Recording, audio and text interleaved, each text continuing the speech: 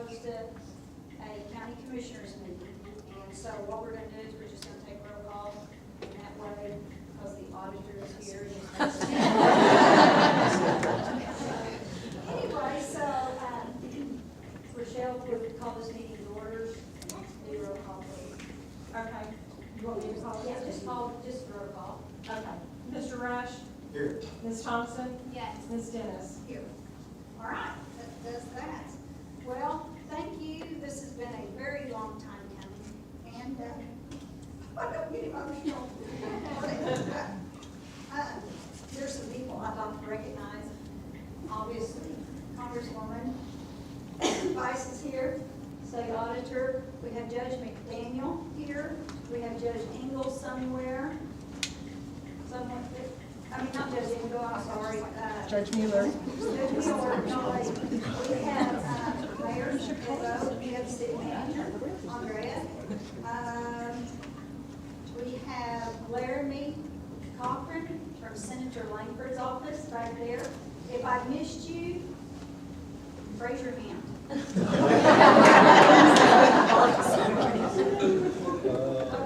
good. I kept thinking I'm gonna miss someone. Well, first of all, thank you for coming, and thank you for making time for us today for this dedication ceremony. We have a couple of dedications of our new building. This building was actually a vision about 9 years ago, and we could not be more proud of all the hard work from everyone involved to accomplish this vision. There's so many important things that happen between in these walls, and we do that for you. We do what's best for you, the public, you citizens of Potawatomi County. And so, with that being said, we're very excited to be here. We're so thankful that you guys are here. We'd have done this sooner, but we were trying to get our artwork on the wall. But anyway, thank you, and I'm going to hand it over and turn your cell phones off. I'm going to turn it over to Congresswoman Vice. You're welcome. Good morning. Good morning. Oh wait, it's afternoon as well. I don't know where I'm coming or going lately, getting ready to be on a plane back to Washington, D.C. But I first want to say I am honored and thrilled to be here. I represent 6 counties, and either in part or in whole, and I am incredibly honored to be able to be with you to celebrate really this monumentous occasion. This facility is a great testament to the growth and the dedication that these individuals, the commissioners, have to making sure that we're doing what we can for Potawatomi County. County government is incredibly important, and I don't think that enough people recognize how crucial it is that communities like yours have a great relationship with your county commissioners. And these individuals that sit before you this afternoon really are the backbone to make sure that infrastructure is handled, that your services are taken care of. These are things that we probably take for granted in many cases. And so I want to start by thanking you all. First of all, for putting your name on the ballot. Being an elected official, it ain't easy. And I speak from experience, but thank you for making it thank you for making the determination to be part of county government, because it's incredibly important that you all have chosen to do this. And the second thing I want to mention is, when I ran for office back in 2014 for the Oklahoma State Senate, there were several reasons that I did it. I wanted to make a difference for Oklahoma, and I felt like this was a great opportunity for me to do that. But I also recognized that there were not enough women serving. When I ran in 2014, there were 6 women in the state Senate out of 48 and 13 out of 101 in the state House, which put Oklahoma 49th in the country for the number of female legislators. I now serve in a delegation where I am the only female currently serving. So I want to say a huge congratulations, because Potawatomi County has a unique distinction that they are the first and only county Commissioner, my apologies, with a majority female representation.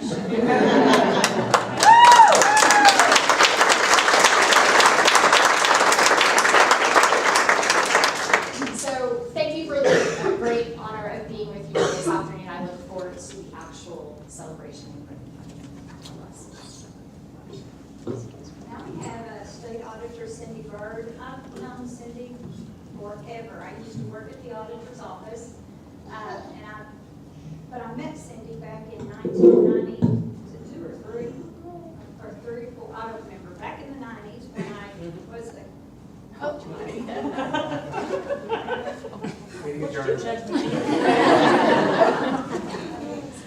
I haven't touched it.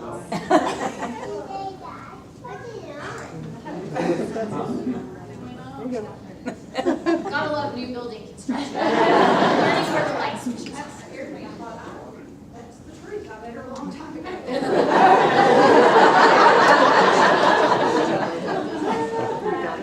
When I became an employee of the county, in the county clerk's office in the mid-90s, I met all of Cindy, and we've had this special friendship ever since. And so she is a phone call away, and I use my lifeline a lot.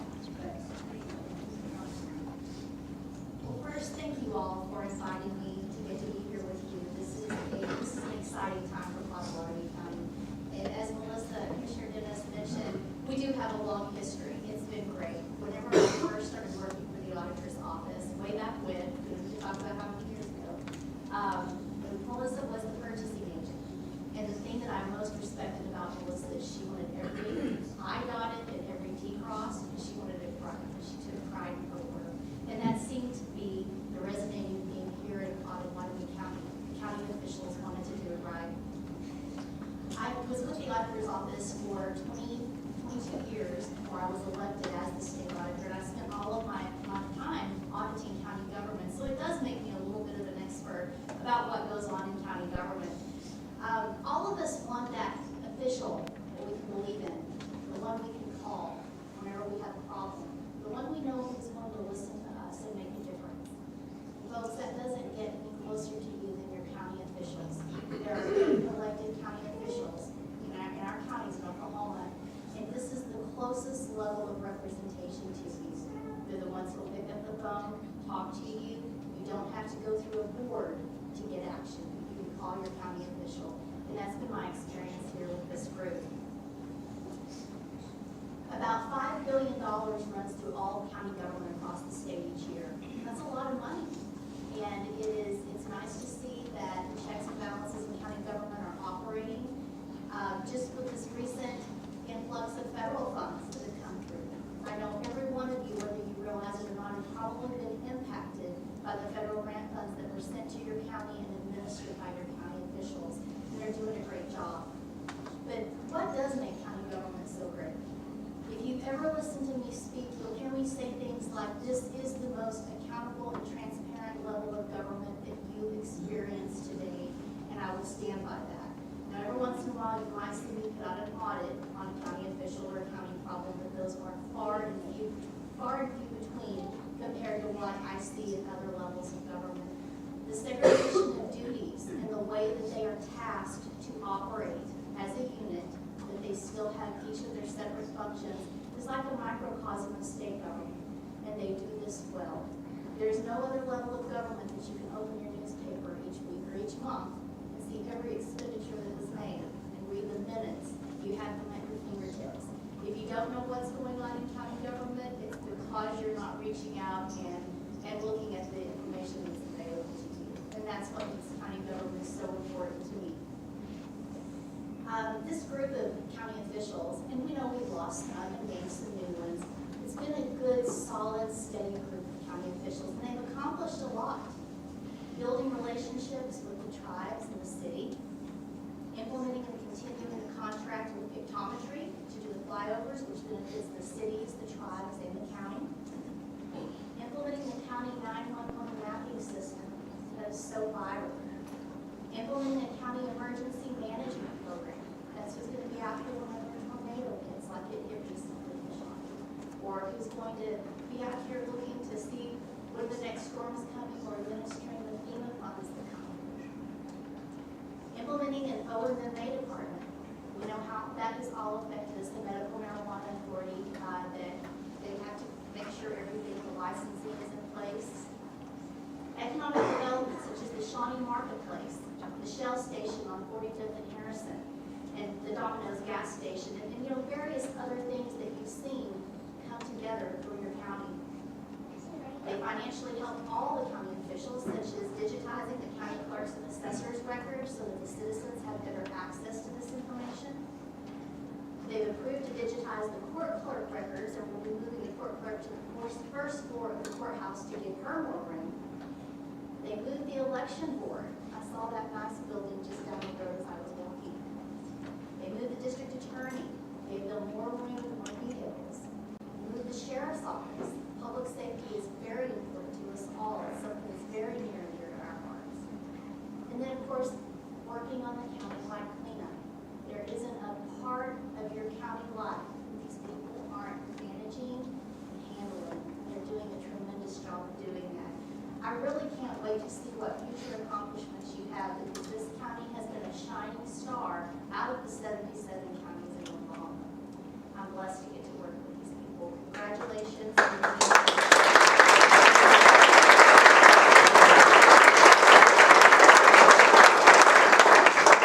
I'll follow up real quick before we get actually started, but your 1 cent sales tax is what built this, and it's paid for, we have nothing on it.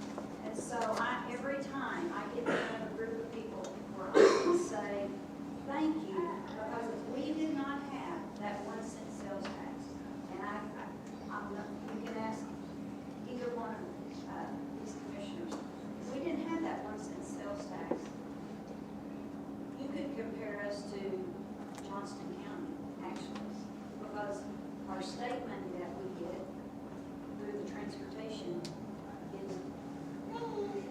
it's just not there.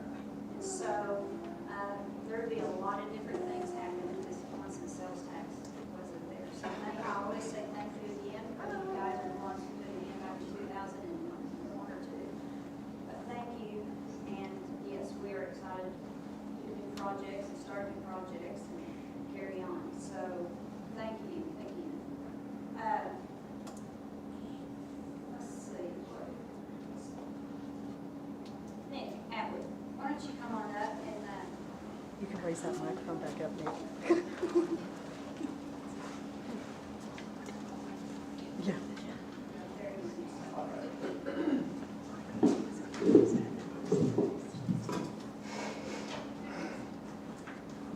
First off, good afternoon. I want to thank everyone here today for attending this dedication ceremony honoring Tommy Arnold and David Hammer.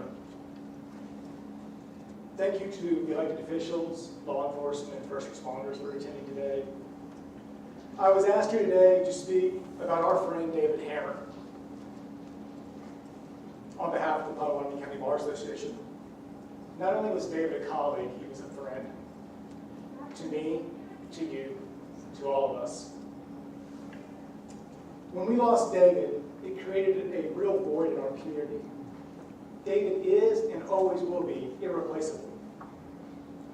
I recall talking to David just days before he passed away. I was at the lake for the July 4th, a holiday weekend, and called to check in on him to see how he was feeling and about his great election victory. Although I was called to check on him, he quickly turned that conversation to check on me and see if I needed anything. And in a nutshell, that was David.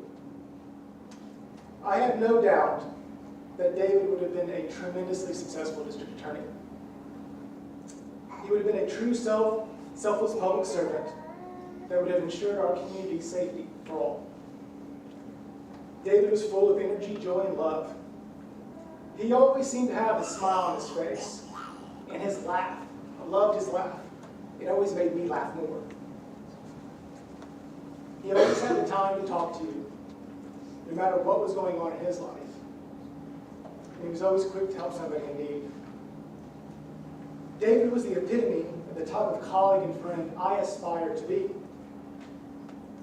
He was a fierce practitioner of the law and always zealously advocated for his client. David understood the importance behind the meaning of the blind idea of justice and how it was vital to the legal profession and to how it carries out justice. And David always kept his word. He never had any doubts about it. If he said it, it was true. As a friend, there could not be a better example for any of us to emulate. David's listening ear and a perfect piece of advice would always soothe whatever issue was going on with each and every one of us when we're talking. When I think of David, I'm reminded of one of my favorite parables. It goes like this. There's this guy walking down the street, he falls into the hole. The walls are steep, can't get out. A doctor passes by, and the guy shouts down, "Hey doctor, can you help me out? I'm stuck down here." The doctor pulls out his prescription pad, writes it down, throws it down into the hole. Next, a priest walks by. Father, can you help me? I'm stuck."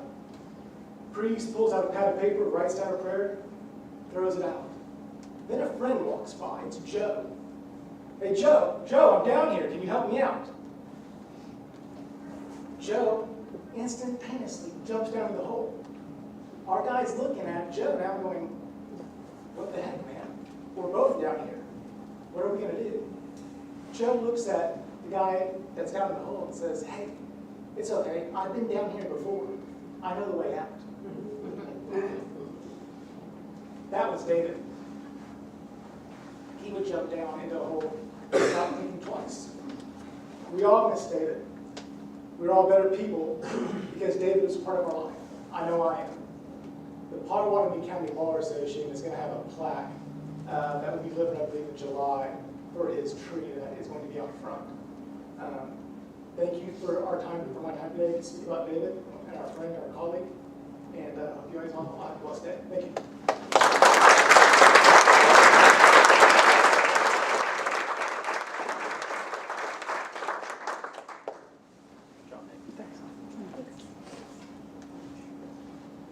Mrs. Jones, come up here, please.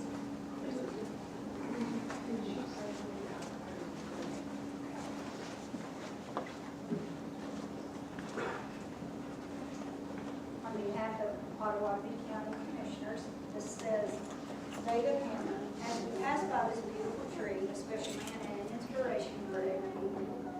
From your good friends of Potawatomi County, dedicated on this 4th day of March 2020. Thank you very much.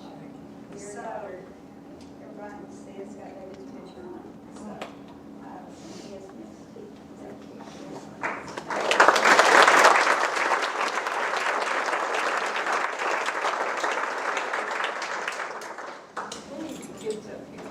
Yes, absolutely. Absolutely. There's 3 of them. And your names? Samantha. Connor.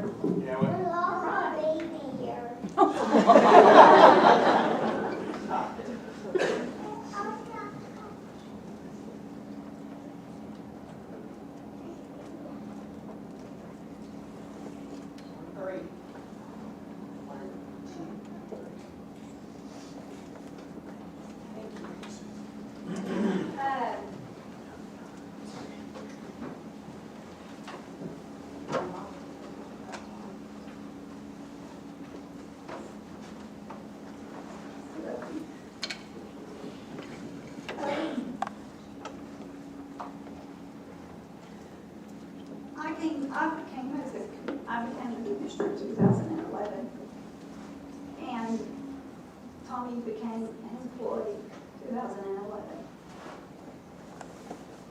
Tommy is one of those gentlemen and men that you hope and pray your daughter marries. You couldn't meet a better man. And he wasn't here when the previous commissioners and I had this vision, but when we started rolling that ball and getting it started, Tommy came into my office and he sat down.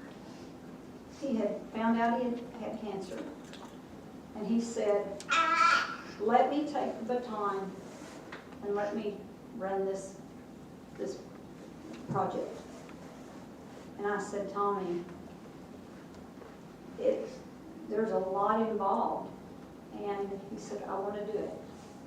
I want one big project before I go. And so he did. I mean, he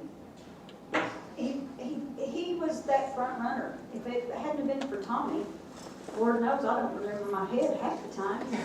I mean, we might have got this thing built in 2040. I don't know. He did, and he was a knight in shining armor. And I cannot sing his praises enough. And he also ran our 911, and then we threw safety on him. And then we threw emergency management when we were trying to just start a good emergency management department. We threw everything on him, and he wanted it. But he came back into my office. I'm not going to say exactly when, because I'm not for sure. But he said, I want to be able to see you guys at least open the bids. And he said, I will never see the building. And I said, oh, yes, you will. And he said, no, I won't be here that long. I said, but you'll still see the building. And so he didn't make it to us opening the bids. And I think that's why this is so emotional for me. I loved him. I loved him as a true friend. And the story Nick told about the hoe, that was Tommy. And that was a very good story. But that was Tommy. And so, as much legwork as he did on this building, we could not do something for him. And so, I would like Gayla, his wife, and you'll have to tell me who's with him. Okay. And we would like to present him a plaque and dedicate this building to him. And you know how much he would love. Okay. But that's why for Tommy Arnold, a lot of people was like, who's Tommy?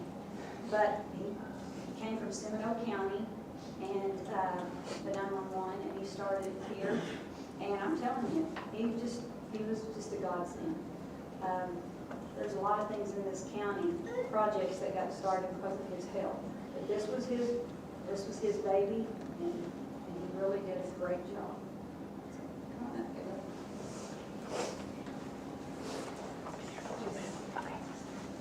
I'm going to start with a story about him just quickly.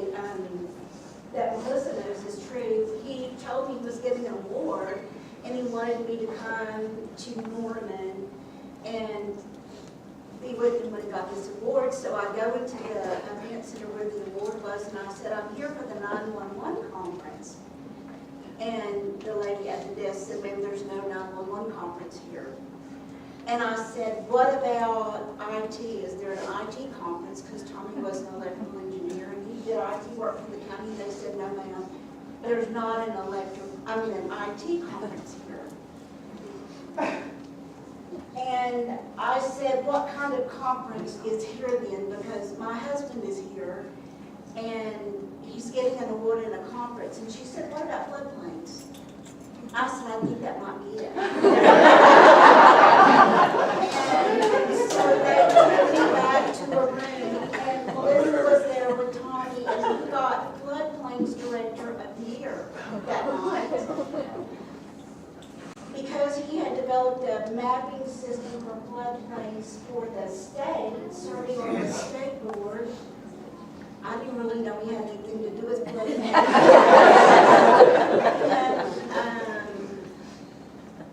Being floodplains director of the year and developing this floodplains map for flooding for the whole state. I had no idea. We were married 44 years. I thought I knew all about him. He came to Pott County to work by way of Seminole County, but he came to us by way of Louisiana.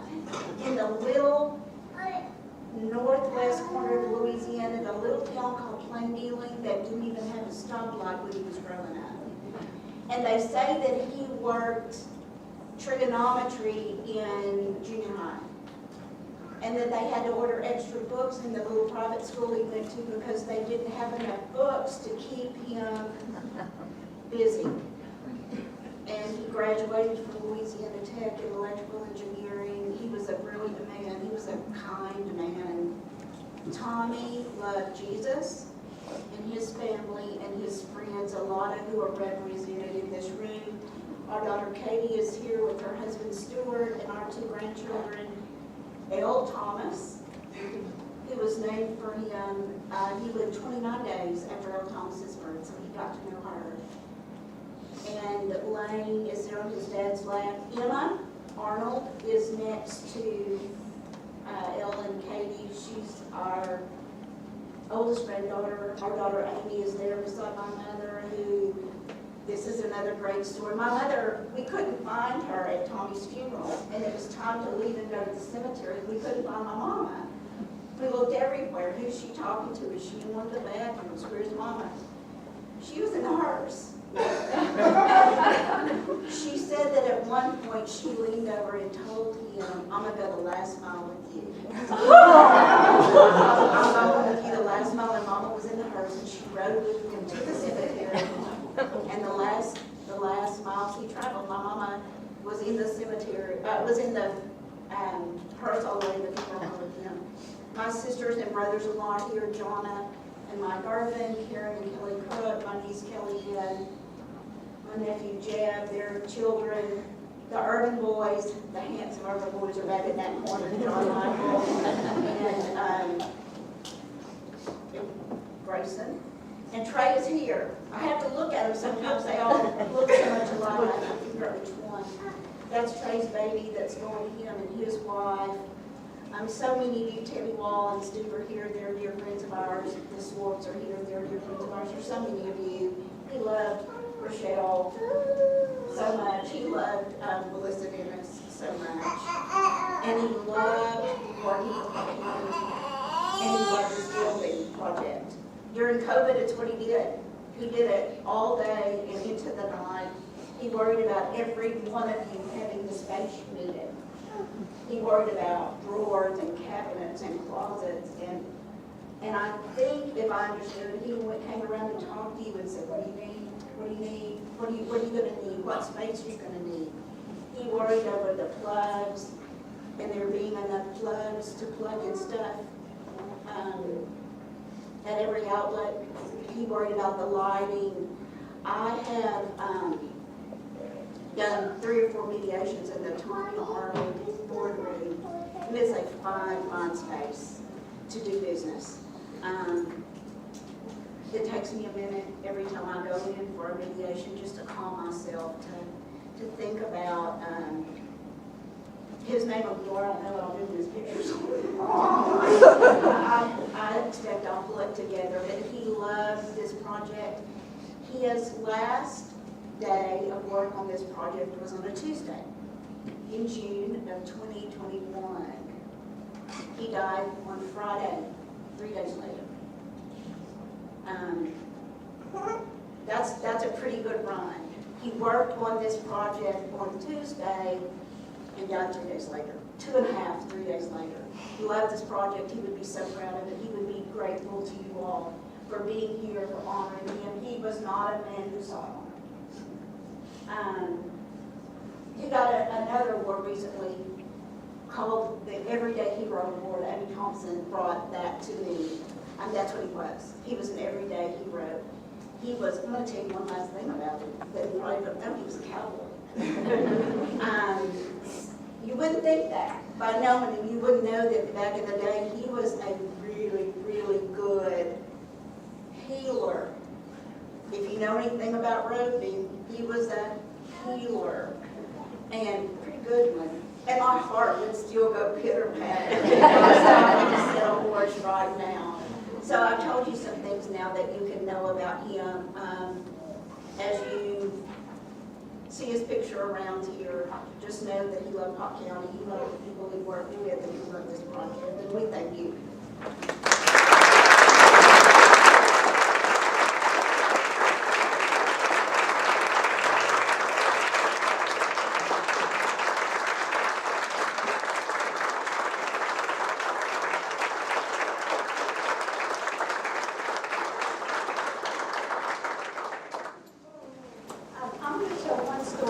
quick, and I promise we'll do our last little flags.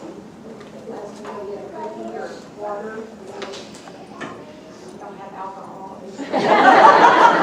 And make sure you're drink. Sometimes we think we need it.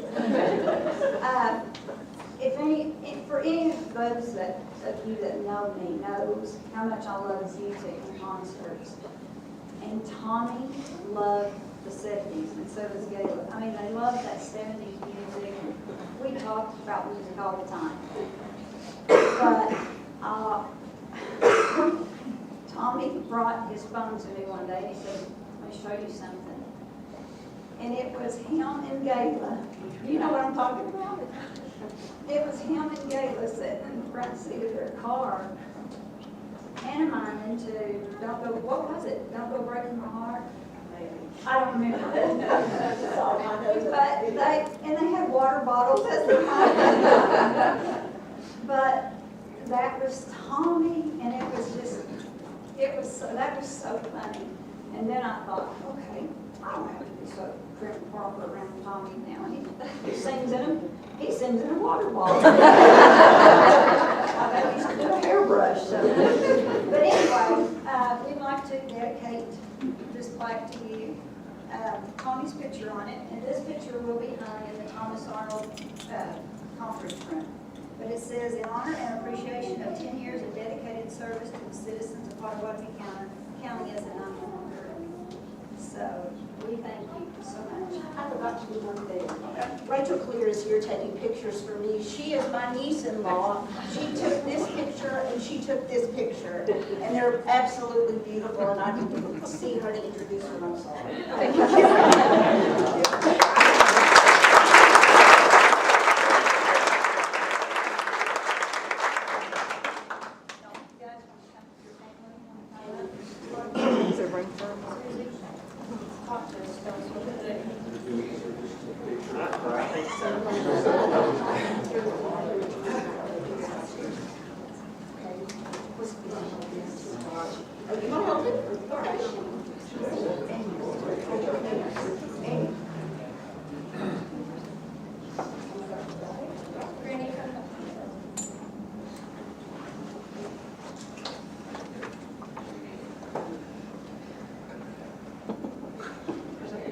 Stand up here so they can sit right down.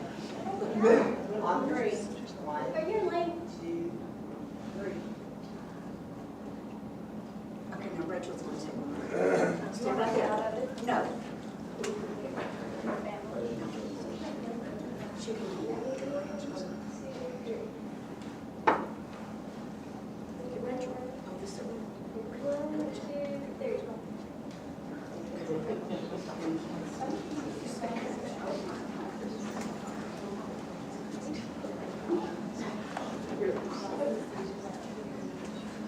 Okay, so there's a reason I did not introduce our other elected officials, is because we're going to give them a plaque as well.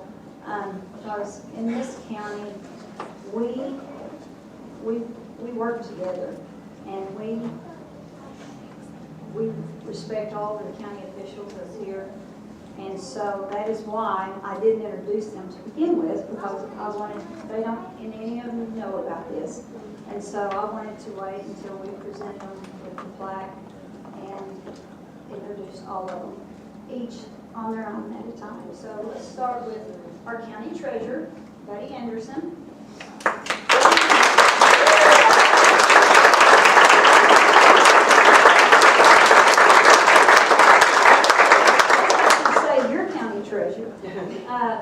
Your court clerk, Valerie Olson.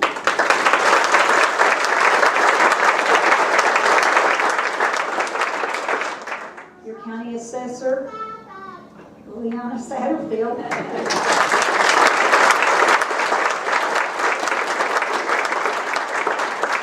Your county clerk, Rachel Llewellyn.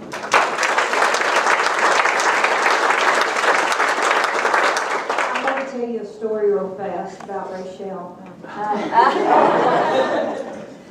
She is the one who got me into county government.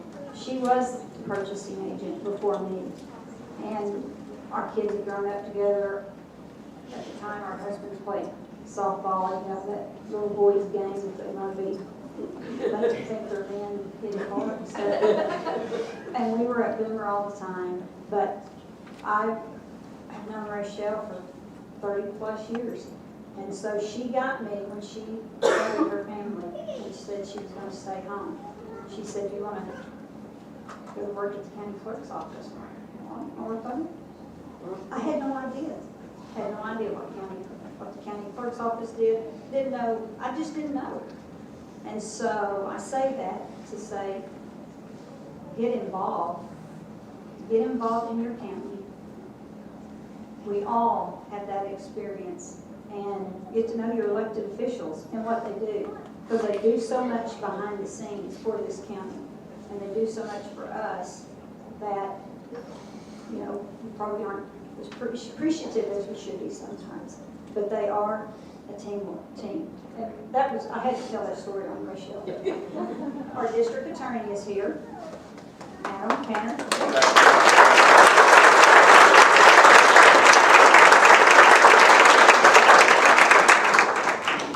Is the sheriff here? Okay, well, Mike Booth is your county sheriff. And then we have Abby Thompson is the District 3 commissioner.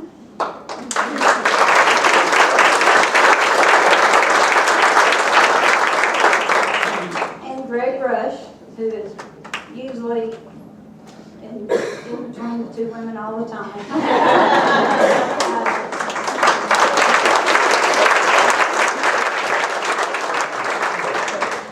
And, you know, they're new as well. And they can tell you, they had no, Abby's been here a year, you've been here 8 months. They had no idea what goes into county government, and they're still learning. So I thank y'all for being here again, but we're going to present all of our county officials with a plaque.